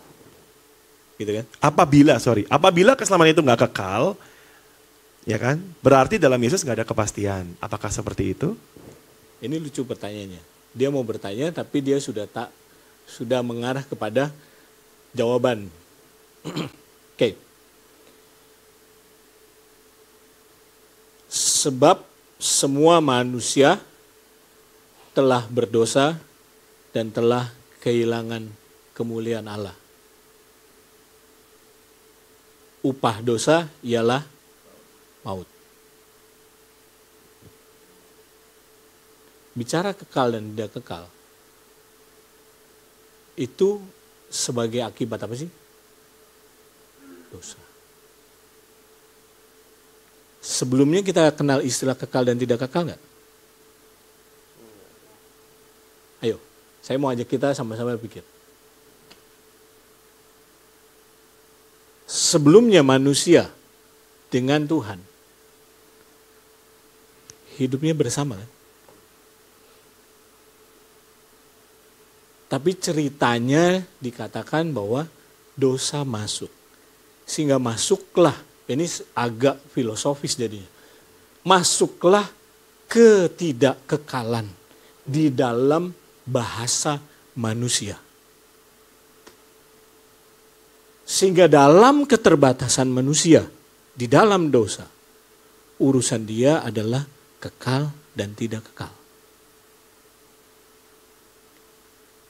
Tapi karena kebaikan Tuhan, karena kasih karunia Tuhan, maka Tuhan kasih solusi atas manusia. Atas dasar solusi Tuhan itu, manusia mau dibawa kepada kekekalan. Mau diajak kepada kekekalan. Dan diberikan way out-nya. So, dari Tuhan, kasih keselamatan yang bersifat kekal. Kepada manusia yang tidak kekal. Di dalam masa setelah diberikan itulah, dia bergumul sampai kepada kekekalan. Untuk memastikan bahwa apa yang dia terima itu tetap dalam genggamannya. Jadi urusannya bukan dari Tuhan. Urusannya adalah di kita. Ya. Kita berdua nih? Nah, oke. Bukan mereka. Yang nanya gimana? Iya. Oke. Ya. Urusannya di kita. Ya. That's right. Dan di dalam perjalanan sampai kepada kekekalan itu, Tuhan tinggal diam nggak? Enggak. Dia kasih ayat tadi, 1 Yohanes 1 ayat 9. Kalau kamu berdosa, lakukan kesalahan, ayo balik. Jadi kasih karunia-Nya itu menutupi kita, menudungi kita. Dengan kasih karunia-Nya itu yang menutupi, menudungi kita, setelah kita justified, percaya Kristus, maka kita akan terus semakin hari semakin dimampukan, semakin hari semakin dibaharui, semakin hari semakin dimampukan. Itu kalau saya. Oke, berarti sebetulnya konsepnya itu adalah keselamatan di dalam Yesus itu dari sisi Tuhannya maka kekal aja. Kekal. Cuma kitanya itu apakah tetap ada di dalam itu atau enggak terserah kita gitu kan ya. That's it. Jadi dari pertanyaan ini sebenarnya menarik nih. Apabila keselamatan itu tidak kekal, berarti dalam Yesus tidak ada kepastian. Dalam Yesus mah ada. Ada. Di luar Yesus baru gak ada. Di luar Yesus, di luar Yesus pun sebenarnya ada kepastian. Pasti gak benar ya pasti. Di luar Yesus ada kepastian itu binasa. Betul, pasti gak selamat. Kematian betul. kekal.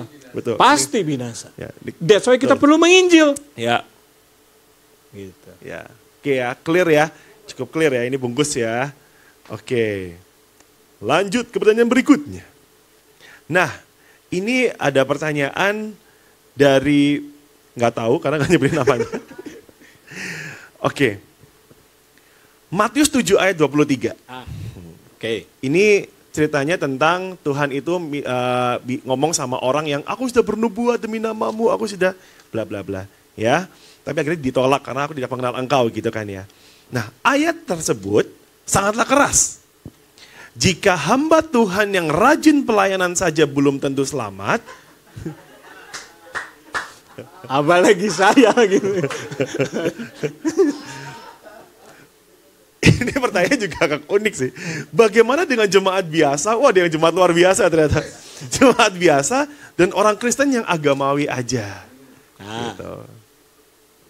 nah itu udah tahu sudah. Iya. Ya kan? Gak apa-apa, aku tanyain aja ada di sini. Ayat 23 kan jelas ya. Pada waktu itulah. Nah ini masalahnya nih kita nih. Di dalam masa-masa setelah justified sampai nanti glorified. Kita nggak tahu kapan ujungnya.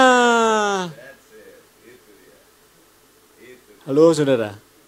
Dan kita berkutat dalam kekal dan tidak kekal. Dalam ketidakkekalan kita ngomongin hal yang Tuhan sudah janjikan kepada kekekalan. Nyampainya di mana saudara? Kita nggak nyampe. Yang terjadi atas hamba Tuhan ini, kalau kita bilang hamba Tuhan tadi, pada waktu itulah aku akan terus terang. Waduh, sedih banget kalau Tuhan baru terus terang nanti gitu loh. Ujungnya kepada mereka, aku tidak pernah kenal kamu. Aduh. Ya kan? Kemarin saya khotbah di Sumedang ya. Kangen-kangenan saya terakhir khotbah di sana 2019, before COVID. Terus saya bagi ayat Yeremia 29. Kalau kamu cari aku, kamu akan menemukan. Waktu saya ketemu dengan jemaat Sumedang, masih ingat nggak? Gitu ya. Terus saya bilang, itu di mimbar itu baru, makanya jangan main-main sama mimbar ya, itu ada urapan. Baru saya keluar kata-kata itu. Jangan sampai kita sama Tuhan kita bilang, ini teh Tuhan bukan. Maksudnya apa? Pengenalan kita sama Tuhan, yuk growing. Yuk bertumbuh. Orang sekali berPaulus saja bilang gini dalam Filipi, bukan seolah-olah aku sudah menangkapnya.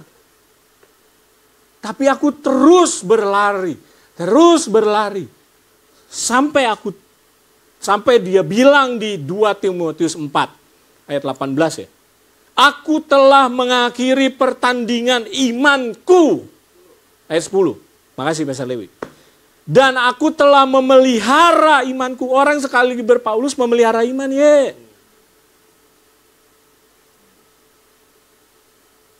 Jadi berita yang sama itu juga diberikan kepada kita. Bukan untuk nakut-nakutin. Ini pelajaran ini bukan untuk nakut-nakutin. Terus kita jadi Kristen agamawi dan kita langsung menilai. Ini Yehu berapa kali buat salah. Nah, bukan begitu.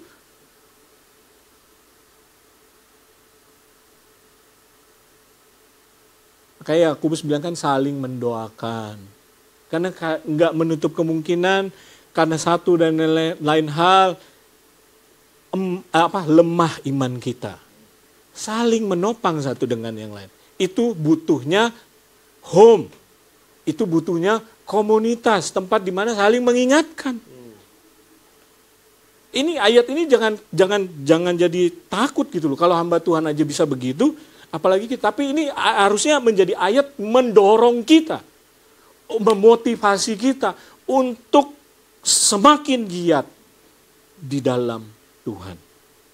Coba lihat ayat itu. Hanyalah kamu sekalian pembuat kejahatan. Pembuat kejahatan dibilang lawlessness. Gak punya hukum. Seorang bayi, dia gak bisa minta lahir di keluarga Leonardo Syamsuri atau di keluarga yang lain. Gak bisa. Tapi begitu lahir, yang lahir secara supranatural, begitu dia lahir, dia grow dari bayi sampai dia dewasa. Dia terikat atau ada dalam sistem rumah tangganya Pastor Leo dan Pastor Rosalin. Betul nggak? Ketika kita lahir baru, kita ada dalam nilai-nilai kerajaan yang pasti berbeda dengan nilai-nilai yang di luar kerajaan. Hukum-hukum kerajaan. Ini loh. Orang Matius pasal 7 ayat 23, lawlessness. Lawlessness, dia nggak patuh sama ini. Nggak jalan ini. Gitu. Jadi kalau boleh kesimpulan ya, keselamatan itu bukan seberapa sakti Anda. Nubuatan kek, penglihatan kek, apapun itu, bukan seberapa sakti Anda ya. Tapi seberapa pengenalan akan Tuhan dan seberapa Tuhan kenal saudara, betul ya? That's it. Jadi di situ yang paling penting. Jadi kalau misalnya balik ke pertanyaan tadi nih, jika hamba Tuhan yang rajin pelayanan saja belum tentu selamat, bagaimana dengan jemaat biasa dan orang Kristen agama? Sebetulnya ketiga itu sama rata ya. Sama. Sama rata, bukan kayak chance-nya lebih tinggi? Enggak, belum tentu. Pendeta sama penjahat yang disalib di sebelah Yesus, loh itu gimana hitungannya? Jadi bukan lebih ke arah seberapa Anda sudah pelayanan, sebenarnya kita semua udah pelayanan, kita semua udah bisa bernubuat, bisa bahasa roh, bisa penglihatan dan lain sebagainya. Itu nggak menjamin kalau kita nggak mengenal Tuhan. Oke ya. Nah, ini udah masuk ke 4 menit. Boleh ke pertanyaan kedua pamungkas. Asik. Setelah 2 jam sesi ini, ada pertanyaan. Oh Tuhan. Bagaimana pandangan kita tentang sekali selamat tetap selamat? Waduh, kita buka kesimpulannya lagi. Gak apa-apa. Bagaimana pandangan kita tentang sekali diselamatkan tetap diselamatkan? Jangan dari awal lagi ya. 2 jam lagi. Udah mau starji ini ntar nih. Bagi saya. Bagi kita dong. Bagi kita. Okay. Kata sekali selamat tetap selamat. Itu harusnya diucapkan untuk men-encourage bayi rohani. Karena bayi rohani kan makannya susu ya. Minumnya, ya. Dia nggak bisa makanan keras ya. Nggak bisa. Akhirnya kayak tadi tuh, kalau hamba Tuhan aja sekali berhamba Tuhan aja nggak bisa seperti Matius 7, gimana kita? Nah tapi itu nggak bisa kita teruskan. Ini bicara sikap dulu ya. Kita mesti terus kasih wejangan bahwa dia harus terus bertumbuh. Kenapa saya bilang gitu? Karena saya kembali kepada statement saya tadi. Bicara keselamatan itu kekal atau tidak kekal, itu sifatnya dari Tuhan. Dari sisi kita ongoing, on process. Itu kalau mau ditanya. Nah, kalau mau benar-benar dipepetin sampai jawaban, jadi iya apa enggak? Kalau dari sisi manusia, saya bilang enggak. Karena ada sepersekian persen kemungkinan saya mundur. Merosot rohaninya. That's why saya perlu setiap hari memastikan saya ada dalam kasih karunia Tuhan, dalam anugerah Tuhan, ada dalam pengenalan akan Tuhan. Itu masalahnya on progress. Gitu. Oke. Ini jadi tadi saya ada keingat balik sedikit tadi ya ke yang Matius 7 tadi ya. Sebetulnya pengenalan kita akan Tuhan itu kan yang penting ya. Tapi yang paling penting pengenalan Tuhan akan kita juga kan ya. Berarti ada hubungan gitu kan ya. Hubungan. Karena ada sesuatu yang seperti ini. Orang-orang itu berseru, Tuhan bukankah kami udah bernubuat demi namamu dan mengucapkan demi namamu dan mengadakan banyak mujizat. Dia udah ngerasa kenal banget Tuhan loh. Dia udah ngerasa kenal banget Tuhan loh. Karena udah sering banget bernubuat. Bernubuat kan nubuatan kalau kemarin ikut kelas yang profetik itu ya. Kita mendapat dari Tuhan kan. Ya, soalnya Tuhan udah sering ngomong sama kita loh. Jadi ngerasanya kita udah deket banget. Tapi Tuhan ternyata gak kenal. Nah jadi balik ke sana lagi. Waduh ketutup slidonya. Anyway, tadi pertanyaan tadi itu memang pertanyaan pamungkas yang saya mau keluarkan itu betul-betul pamungkas yang tadi sebenarnya dijawab. Profetik juga Bapak satu ini ya. Oke, jadi pertanyaannya gini. Jadi apakah sekali selamat tetap selamat? Ya atau tidak? Nah gitu dah. Udah coba gitu. Itu pertanyaan seperti itu dari slido tadi itu. Karena selalu ujungnya gitu. Iya apa tidak? Iya. Saya melihatnya gitu. Awalnya kekal. Akibat dosa ketidakkekalan masuk di sisi manusia. Nah manusia menemui kesulitan, akibat dosa itu menemui kesulitan untuk memahami antara kekekalan dan tidak kekal. Tapi Tuhan kasih way out. Waktu Tuhan kasih way out, dia tidak kasih way out kepada robot yang ambil. Nah, kita mau ambil apa enggak? Kita mau kenakan atau enggak? Dan kita mau pegang ini terus apa enggak? Sampai kapan? Sampai nanti glorification. Artinya Tuhan tidak pernah mengambil keselamatan itu, tapi kita bisa melepaskan keselamatan itu ya? Yes, that's right. Oke, jadi kalau ya atau tidak jawabannya? Tidak. Tidak. Tidak sekali selamat, tetap selamat. Karena kita bisa melepaskan keselamatan itu, karena kehendak kita udah mau mundur, kita mengambil keputusan untuk, saya nggak mau selamat, ya silahkan. Gitu ya. Jadi Tuhan, enggak selamat, saya nggak mau, enggak, tarik kan. Tuhan mah tetap narik ya, tetap mau gitu kan ya. Tapi kalau kita nggak mau, dan ya nggak selamat. Seperti itu ya. Ya jawabannya tidak ya. Itu saja pertanyaannya hari ini. Wah, luar biasa. Apa yang diberkati dengan sesi hari ini? Wah, luar biasa. Sekali lagi aplaus kepada Pastor Fredrickson. Oke, luar biasa. Beri kemuliaan yang paling meriah buat Tuhan. Paling meriah buat Tuhan dong. Oke, siap. Mungkin ada sebelum saya serahkan ke senior pastor, ada penutup kesimpulan sedikit mungkin? Tadi kayaknya udah closing statement ya. Sudah closing statement. Oke, kalau begitu saya serahkan kepada senior pastor untuk meng-close sesi pada hari ini dan sekalian doa berkat. Terima kasih. Puji Tuhan. Siapa yang diberkati? Saudara belajar sesuatu? Ya, menurut saya ini pelajaran dalam, walaupun cuma satu session, jadi saya dorong Anda, bagi Anda yang nggak sekolah STT, ikut sekolah STT The Truth. Ya, untuk supaya saudara belajar. Begitu ya, untuk saudara belajar. Saya tertarik tadi ketika ada yang bertanya, apakah keselamatan itu kalau nggak kekal berarti Tuhan itu nggak bisa dipercaya. Saya teringat ada satu cerita begini. Ada seorang naik mobil dengan segala rambu lalu lintas yang ada, diterabas lalu lintas, terjadi kecelakaan. Yang disalahin menterinya. Yang bikin kecelakaan lu sendiri. Yang disalahin menterinya. Rambunya sudah ada, tapi lu tabrak. Jangan salahin menteri, menteri mah udah ngatur, udah semua jelas, lu yang bikin masalah. Nah yang sering terjadi adalah, Tuhan itu sudah memberikan jelas arahan, kita yang bikin masalah, tapi Tuhan yang disalahin. Gitu, Tuhan yang dipertanyakan, gitu ya. Nah satu lagi yang saya juga mau coba, saya nggak mau menyimpulkan apapun karena udah cukup jelas semua tadi.